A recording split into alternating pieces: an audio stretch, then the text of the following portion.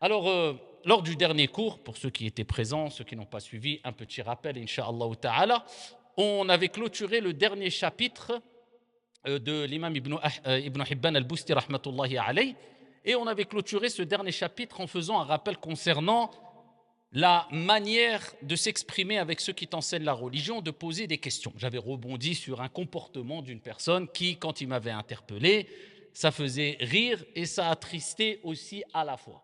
Alors, il m'avait interpellé pour poser une question et on en riait avec certains frères. Il me disait Rachid, Rachid, c'est mal qu'à ça. J'ai une question.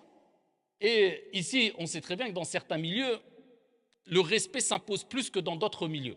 Dans un milieu professionnel, avec ton patron, avec tes parents, avec des personnes d'une certaine autorité, etc. Ça dépend des milieux.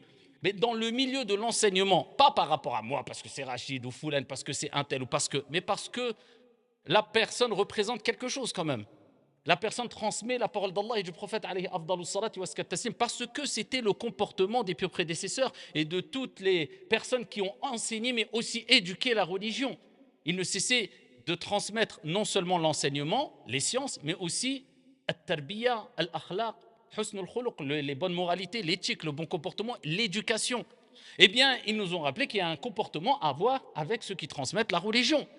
Et chacun selon son degré. Et plus le degré de science est énorme, et quand tu t'adresses à un savant, ça, a fortiori, le respect doit être encore plus important.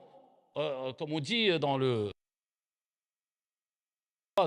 langage un peu familier ou très répandu, très courant, un peu brut, on n'a pas gardé les vaches ensemble. C'est ça. Certains disent autre chose, mais on va rester avec ça. Pas garder les vaches ensemble. Il y a un minimum de respect à avoir. Tu es une personne de la famille, d'un cheikh, d'un savant, d'un enseignant, peu importe le niveau qu'il a. Voilà, tu l'interpelles par son prénom, il y a une manière, quelquefois tu ris, quelquefois tu... Mais quand la personne, tu ne le connais pas et tu l'appelles comme ça, imagine, tu vas vers un savant et tu l'appelles par son prénom devant tout le monde. Ah, une question. Tu bouscules tout le monde, tu... En fait, toi, tu dois commencer par le début, ce qu'on enseigne à des enfants dès qu'ils ont 2 ans, 3 ans, 4 ans. Pas l'enseignement, mais l'éducation. Et beaucoup confondent enseignement et éducation, comme on l'a dit. D'accord, il y a al-muallim et il y a al-murabbi. Il y a l'enseignant qui transmet des informations et on est dans la théorie. Et il y a al-murabbi qui est l'éducateur et qui éduque les âmes et qui aide à purifier les âmes et qui te permet de relier la théorie à la pratique, qui te permet d'améliorer ton comportement, qui te permet d'acquérir les bienséances. Et c'est ce que recherchaient les pieux prédécesseurs et les savants à travers chaque siècle, quand ils enseignaient et quand ils apprenaient. Et c'est pour cela, comme on répète assez souvent, et cette parole, elle est répétée dans plusieurs textes, mais la parole de la mère de l'imam Malik, rahmatullahi alayhi, Malik ibn Anas, sa mère, elle le mettait en condition avec l'imama, etc. Et elle lui disait, idhab ila Rabi'a, va chez Rabi'a, ce savant. Et elle lui disait quoi? Prends de son comportement, sa moralité, son éducation à tarbiya avant sa science. Et l'éducation se prend par l'observation, en observant et en côtoyant. L'enseignement se prend par l'écoute, simplement. Donc vous voyez la différence entre l'enseignant et l'éducateur, entre la théorie et la théorie liée à la pratique. C'est deux mondes complètement différents. C'est pour cela que tu vois des gens quelquefois éduqués, peu savants, et des gens savants, très peu éduqués. Et il faut allier la connaissance avec l'éducation. C'est ce qui fait des personnes respectueuses, respectables, et c'est des personnes pieuses et vertueuses qui ont compris le hadith du prophète sallallahu alayhi wa sallam, innama bu'ithtu li utammima makarim al-akhlaq. J'ai été envoyé pourquoi? Parmi la mission ou les objectifs principaux à atteindre par le prophète alayhi salatu wa sallam et les prophètes dans leur ensemble, c'était quoi? Parachever les bonnes moralités, les bons comportements. Et c'est pour cela que les savants rappellent souvent qu'il y a des comportements adaptés pour talibul ilm, non seulement avec la science, mais aussi avec l'enseignant. Et on pourrait parler longuement, et on en a déjà parlé longuement, comment tu t'adresses, comment tu poses une question, comment tu interpelles, comment tu regardes la personne, comment tu prends tes notes, comment. Mais bon, irtisar, si tu veux résumer, eh bien, tu prends cette parole-là qui est, et on l'avait rappelé lors du dernier cours, al-muallimu bimanzilati al-walid.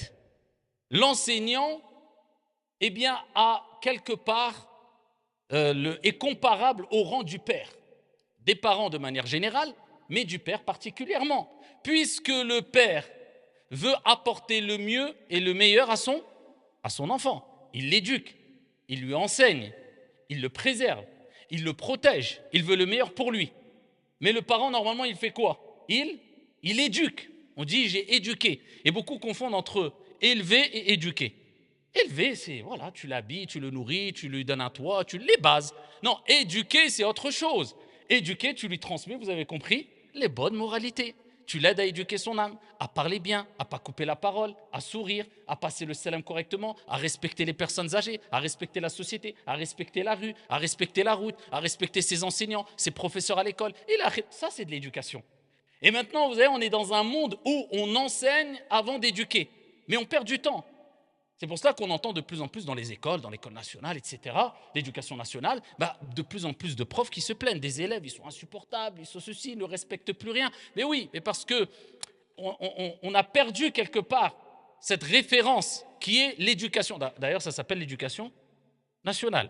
C'est plus de l'enseignement que de l'éducation quelquefois. Non, il faut rappeler l'éducation, le comportement, la bonne moralité, l'éthique envers les professeurs, envers les enseignants, envers le matériel de classe, etc.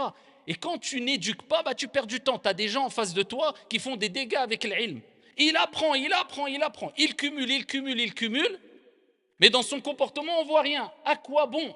Alors qu'on l'a dit, on l'a répété, on ne cessera de le répéter. Le prophète alayhi salatu wassalam a dit, il n'y a rien de plus lourd dans la balance du croyant et il n'y a rien de plus lourd dans la balance du croyant au jour de la résurrection que quoi? Le bon comportement, la bonne moralité. Eh bien, ici, quand tu confonds cela, avec éducation, avec enseignement, même tes enfants, tu vas faire des dégâts avec eux. Et tu vas avoir des enfants qui, tu vas être fier. Oh, mon fils, il est ingénieur, mon fils, il est médecin, mon fils, il est ceci, cela, tant mieux. Mais ce n'est pas le plus important. Dans ta tombe, on ne va pas te dire, t'étais quoi, c'est quoi, vas-y, remplis le formulaire et quel était ton emploi. Ça va te servir à quoi dans l'au-delà? Ici, c'est bien, tu peux être bénéfique, etc. Il n'y a pas de mal. Et au contraire, on te motive à cela. Mais ce qui nous importe plus, eh bien, c'est ta relation avec Allah subhanahu wa ta'ala et ta relation avec les gens. Comme le prophète alayhi salam et Allah subhanahu wa ta'ala nous l'ont enjoint. Donc le prophète, quand il dit, ici, enfin, quand les savants rapportent cette parole-là, elle n'est pas tombée du ciel, elle ne vient pas de n'importe où, elle ne vient pas de nulle part plutôt. Quand ils disent al-mu'allimu bimanzilatil walid, l'enseignant, eh bien, a un rang comparable à celui du père. Min ayna yu'khadh hadha al-kalam, d'où ils ont pris ou étiré cette parole? Eh bien, entre autres, du hadith du prophète sallallahu alayhi wa sallam. Quand il dit alayhi salatu wa sallam, innama ana lakum bimanzilatil walid u'allimukum. Et certes, Allah a dit vrai quand il dit laqad kana lakum fi rasulillahi uswatun hasana. Il dit je suis pour vous, le prophète alayhi salatu wa sallam. C'est un père spirituel, un père éducateur. Il est comparable au rang du père puisqu'il nous enseigne, il nous préserve, et c'est le prophète ce qu'il a dit alayhi salatu wassalam bimanzilatil walid u'allimukum. Qu'est-ce qui fait que le prophète alayhi salatu wassalam a dit je suis comparable au rang du père? U'allimukum, je vous enseigne. Et c'est pour ça que les savants disent tout enseignant prend quelque part cette posture comparable au rang du père. Alors, comment se comporter avec l'enseignant en religion, le cheikh ou le savant à plus haut niveau, etc. Voilà, c'est pour ça que je vous ai dit en résumé, prends ce hadith-là. Et ça t'évite de dire comment je parle avec lui, comment je me comporte avec lui, comment je le regarde, comment je l'accompagne, Eh bien, comme tu dois faire avec ton père normalement. Voilà, khalas.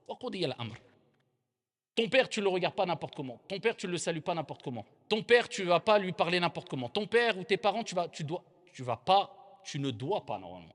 Maintenant, avec ce qu'on voit et ce qui existe aujourd'hui et ce qu'on constate, c'est autre chose. Mais en général, alhamdulillah. Donc voilà, tu veux avoir ici voilà, une image, une référence, eh bien, prends comme référence ce texte-là et tu verras que ça va éduquer ton âme.